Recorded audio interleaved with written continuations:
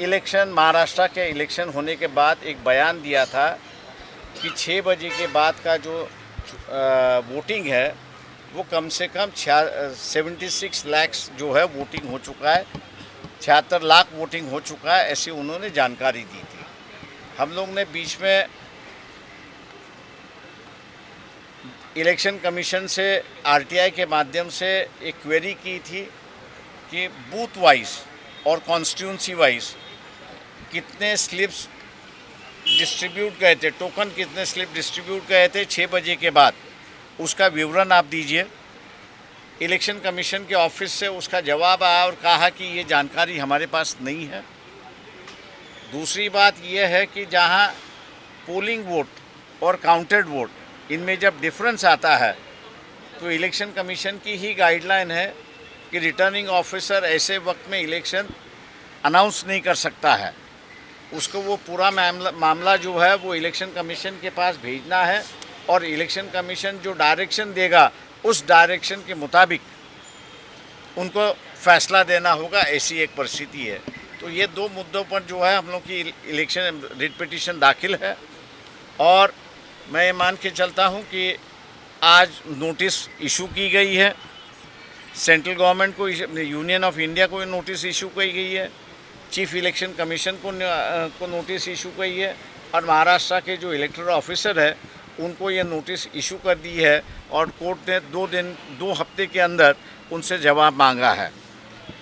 2 हफ्ते के बाद ये दोबारा कोर्ट के सुनवाई पर आ जाएगी और उस वक्त मेरे ख्याल से फाइनल हियरिंग की शुरुआत होगी, ऐसा मुझे लगता है।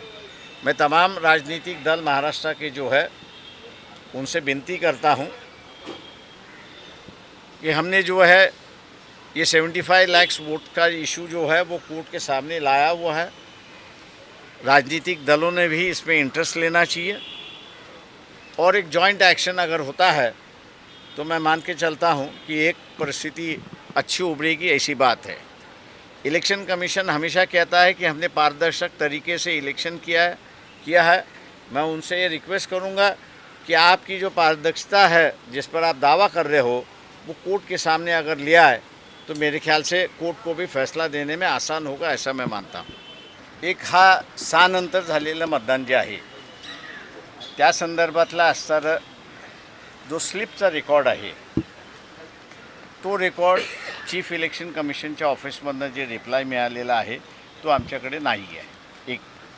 हा एक इशू आहे आणि दुसरा इशू असा आहे की रिझल्ट्स इलेक्शनचे डिक्लेअर करताना पोल वोट्स आणि काउंटर वोट्स यांची जुळवणी झाली पाहिजे। यांची जुळवणी झाली नसेल तर मग रिटर्निंग ऑफिसर जे आहेत ते रिटर्निंग ऑफिसरनी तो सगळा दस्तऐवज इलेक्शन कमिशनकडे पाठवला पाहिजे आणि इलेक्शन कमिशन जे डायरेक्शन देईल त्या डायरेक्शनप्रमाणे त्यांनी तो निकाल दिला पाहिजे। आम्ही कोर्टाला सरस तिथे हे म्हणालेलो आहोत की आरओनी म्हणजे रिटर्निंग ऑफिसरनी जिथे जिथे पोल वोट्स आणि काउंटेड वोट्स जुळत नाही आहे ते सगळे मॅटर्स इलेक्शन कमिशनला पाठवलेत का, पाठवणं हे कंपल्सरी आहे का याचं एक्झामिन करावं आणि पाठवले नसतील जिथे जिथे पोल वोट्स आणि काउंटेड वोट्स डिफरन्स आहे तर तिथल्या मतदाराच्या संदर्भातलं किंवा निवडणुकीच्या निकालाच्या संदर्भातलं कोर्टाने योग्य निर्णय घ्यावा असं आम्ही कोर्टापुढे मांडले। कोर्टाने नोटीस इश्यू केलेली आहे। 2 आठवड्याची मुदत दिलेली आहे।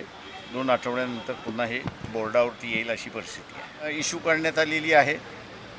दुसरी जी आहे ती महाराष्ट्राचे इलेक्शन कमिशन जे प्रतिनिधी जे आहेत चीफ इलेक्टोरल ऑफिसर त्यांना असणारं त्या ठिकाणी देण्यात आलेली आहे आणि तिसरी नोटीस जी आहे ती युनियन ऑफ इंडिया यांना देण्यात आलेली आहे।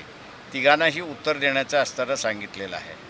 मेन मुद्दा मी जसं म्हणालो आहे की 6च्या नंतर झालेलं मतदान हे कसं करून घ्यायचं याच्या संदर्भातली गाईडलाईन त्या ठिकाणी देण्यात आलेली आहे आणि ती गाईडलाईन अशी आहे की जेवढी माणसं 6 वाजता लाईनीत उभे असतील त्यातल्या शेवटच्या माणसाला पहिल्या नंबरचं द्यावं आणि पहिला जो आहे त्याला प्रोग्रेसिव्हली नंबर त्या ठिकाणी देण्यात यावं अशी असणारी परिस्थिती आहे.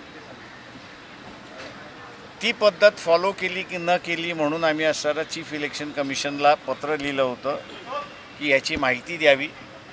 त्यांनी उत्तर जे दिलेलं आहे की ती माहिती आमच्याकडे उपलब्ध नाही. त्याच्यामुळे आता कोर्टाने त्यांच्याकडे ती माहिती उपलब्ध आहे का हे विचारायला सांगितलेलं आहे आणि नसेल तर मग त्या मतदारांचं जे आहे 6 नंतरचं झालं की न झालं हा त्याच्यातला असणारा इश्यू आहे. आम्ही कोर्टाला असं म्हणतो की हे मतदान मग झालेलं नाही, त्यावरती कोर्टाने योग्य तो निर्णय घ्यावा.